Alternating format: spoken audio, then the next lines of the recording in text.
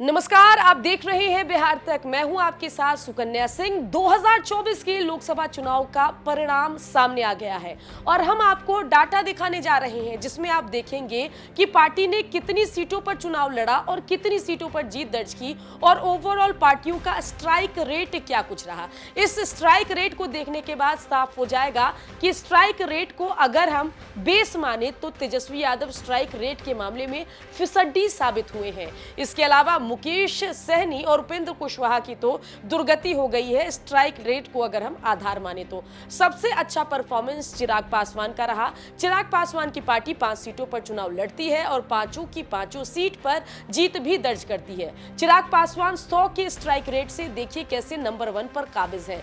दूसरे नंबर पर है जीतन राम मांझी की पार्टी जिसको सीट शेयरिंग में एक गया की सीट मिलती है। गया सीट पर जीतन राम मांझी बंपर जीत दर्ज करते हैं और जीतन राम मांझी यानी कि हम पार्टी का भी स्ट्राइक रेट 100% का यहां पर दिखाई दे रहा है।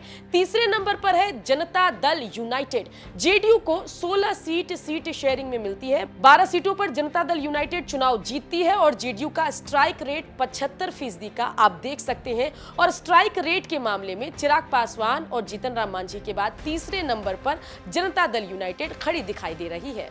इसके बाद नंबर आता है भारतीय जनता पार्टी का। बीजेपी सीट शेयरिंग में तय करती है कि 17 सीटों पर वो चुनाव लड़ेगी लेकिन जीत सिर्फ 12 पाती है और strike rate Bharatiya Janata party का 71% का रहता है। और बीजेपी जेडीयू के बाद चौथे नंबर पर खड़ी दिखाई देती है। बीजेपी के बाद नंबर आता है लेफ्ट पार्टी का। लेफ्ट पार्टी 5 सीटों पर चुनाव लड़ती है और जीत पाती है सिर्फ 2 सीट और स्ट्राइक रेट जो है यहां पर लेफ्ट पार्टी का 40% का दिखाई दे रहा है। इसके बाद आता है नंबर कांग्रेस पार्टी का। कांग्रेस पार्टी 9 सीटों पर चुनाव लड़ती है और जीतने में कामयाबी हासिल करती है 2 सीट और स्ट्राइक रेट कांग्रेस पार्टी का 33% का दिखाई दे रहा है जो लेफ्ट पार्टी के बाद टेबल में दिखाई दे रही है आपको। इसके बाद नंबर आता है राष्ट्रीय जनता दल का जो 23 सीटों पर चुनाव लड़ती है और जीत पाती है सिर्फ 4। स्ट्राइक रेट आरजेडी का 17% का रहता है। मतलब साफ है कि पासिंग नंबर भी तेजस्वी यादव को लोकसभा के चुनाव में नहीं मिल पाते और जिसके बाद आरजेडी के परफॉर्मेंस पर सवाल उठना लाजमी है। इसके बाद बात कर लेते हैं सबसे फिसड्डी 2 पार्टी की। हम बात कर रहे हैं मुकेश सहनी और उपेंद्र कुशवाहा की पार्टी की। उपेंद्र कुशवाहा की पार्टी को सीट शेयरिंग में एक काराकाट सीट मिलती है। उसमें उपेंद्र कुशवाहा पवन फैक्टर की वजह से हार जाते हैं और इनका खाता नहीं खुलता।